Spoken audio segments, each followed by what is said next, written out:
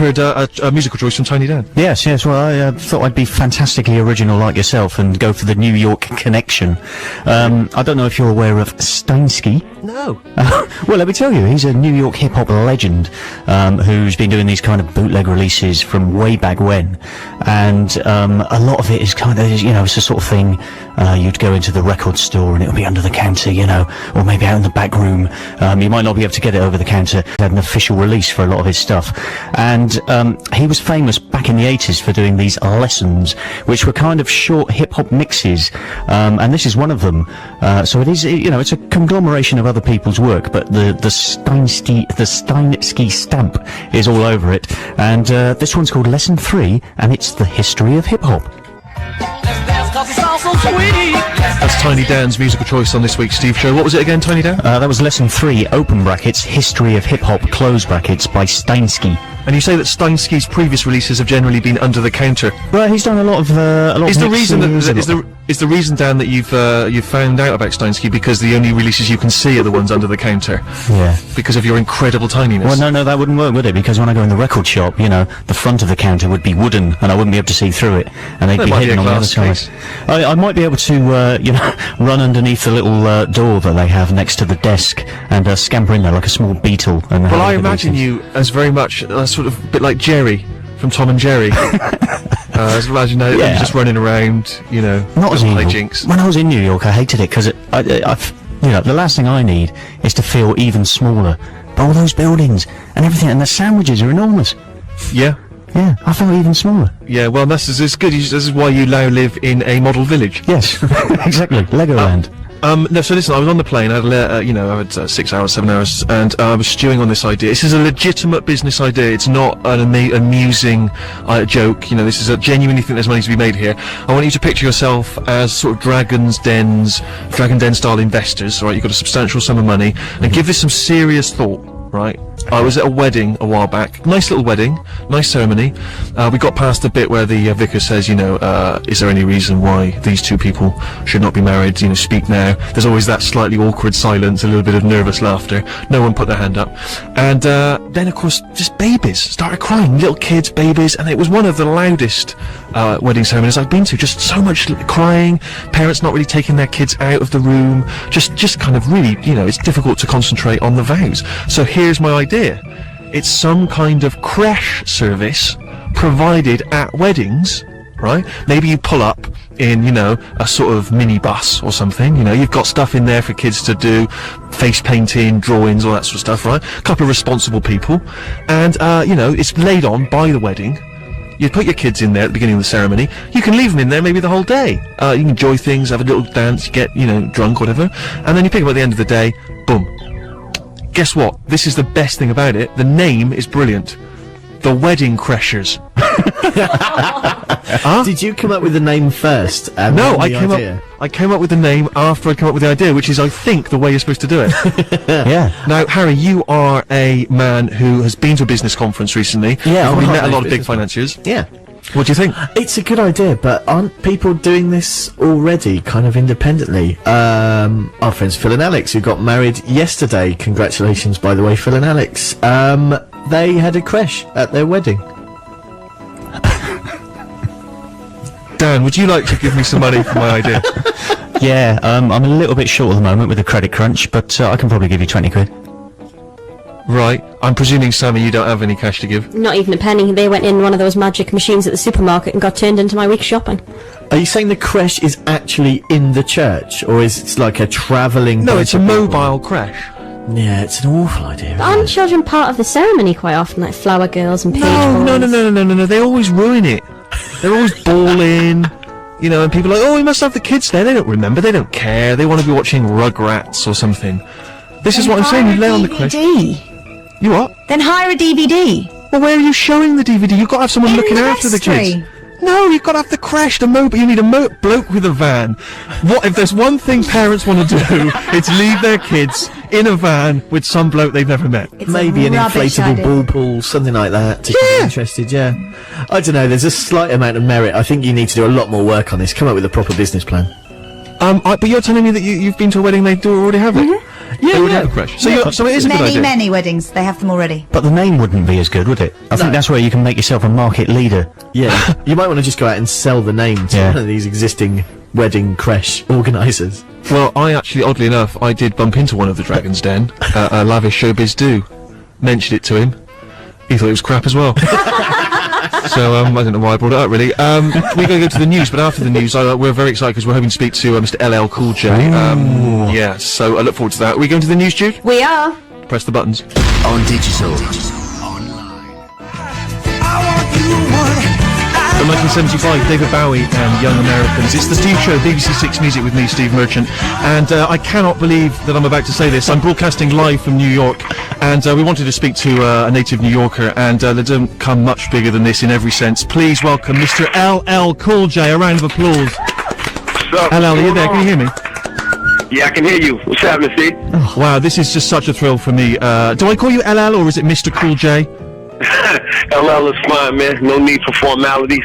Brilliant. Now, where do we find you on a Sunday morning? What are you normally doing? I'm in New York, and just head on my way to church, hanging out. I was in the studio late last night, having a lot of fun. Been working on a record, just having a good time. Now, is this your new album, Exit 13?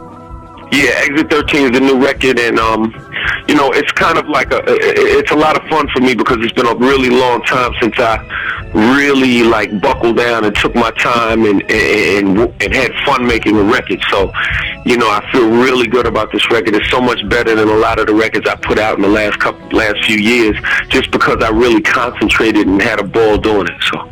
Now, this is an album where it's quite extraordinary because you have been with Def Jam Records for, over 20 years. It's an extraordinary length of time. You've put out something like 13 albums, which in the hip-hop world, in any kind of music genre, that's a lot of albums to have put out.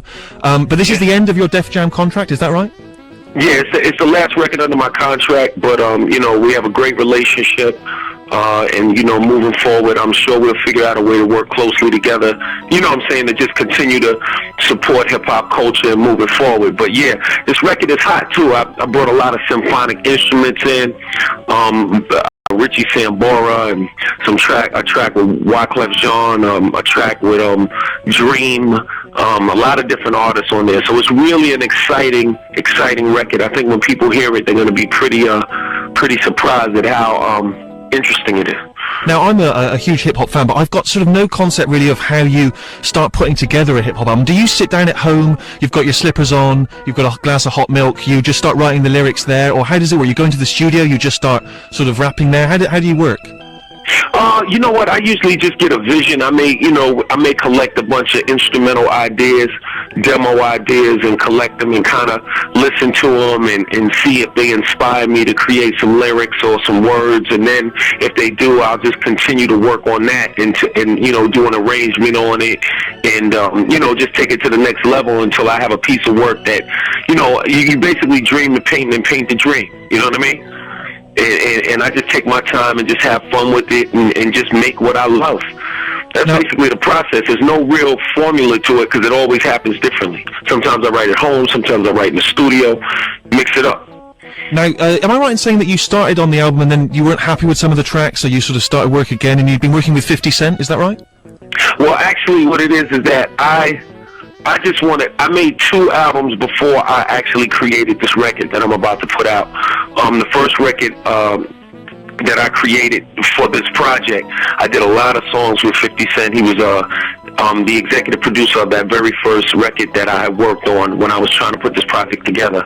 I ultimately ended up using 2 or 3 songs from that record and then a few from the next until I actually created the album Exit 13 that I'm about to put out now.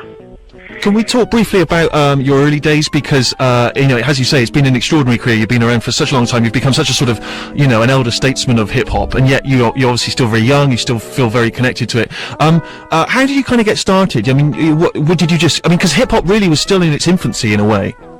Oh yeah. Well, basically what happened was I became a fan of hip hop at 9 years old when Grandmaster Flash and all of those groups first started emerging on the scene. The Grandmaster Flash, the Africa Bambatas, those early groups. By the time I was 12, I started writing my own songs. At 14, I decided I wanted to make a demo, a record, and then by 16, I ended up meeting up with Rick Rubin and Russell Simmons, and we formed the company Def Jam, and I was the flagship artist for that company, and we built that company into what it's become today. And how did you kind of deal with that initial success? Because when you first came along, you were such a phenomenon, and you know, just so huge but so young at the same time. Did you cope well with the fame, the sudden fame, or did it sort of send you a little crazy for a while? I think, I don't know I don't think it ever really sent me completely crazy because, I'm still here, but I definitely had a ball. You know what I mean? It was definitely like, it was everything you could imagine and then some. But I think that I think I handled it pretty well. I think that I definitely was blessed and given something that I have the ability to handle. Like it wasn't beyond my grasp.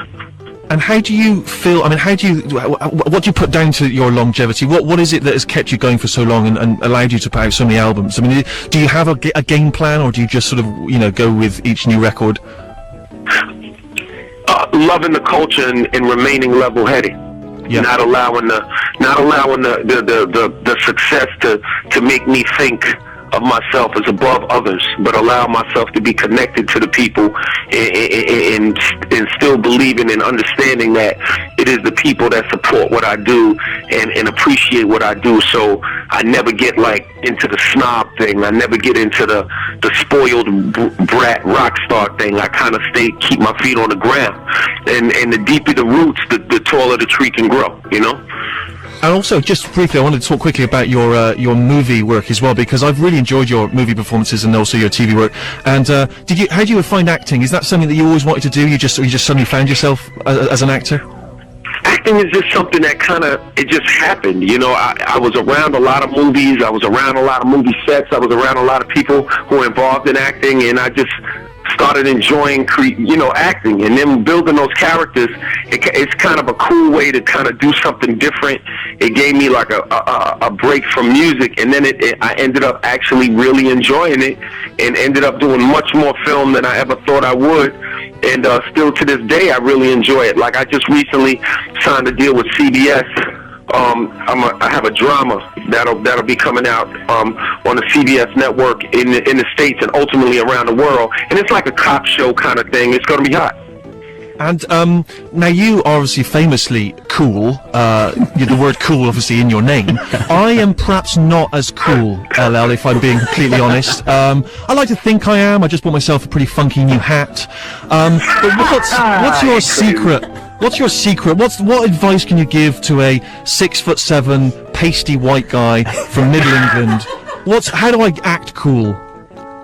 How do I act cool? I think you're a funny guy. Now, if I said tan, that would be funny. But I think you gotta just be yourself. I think. But I've tried that, LL, and it's not working. Eye of the beholder. You know what I mean? Well, probably a few people who don't think I'm cool, but that's all right too. You know what I'm saying? You just gotta be who you are. I don't want to embarrass you, but I have been known in the past to rap. LL, I don't want you to feel uncomfortable. Get in where you fit in. Would you mind if I just gave you a couple of rhymes? I mean, if you're gonna twist my arm, yeah, go ahead, give me a little bit. But I don't want you to feel in any way this is disrespectful. I am doing my best. I'm just perhaps not naturally as gifted as you. Here it comes. Okay, let's hear it. All right, here it is. Don't call it a comeback. I've been here for years, rocking my peers and putting suckers in fear, making the tears rain down like a monsoon. Listen to the bass go boom, explosion, overpowering over the competition. I'm towering.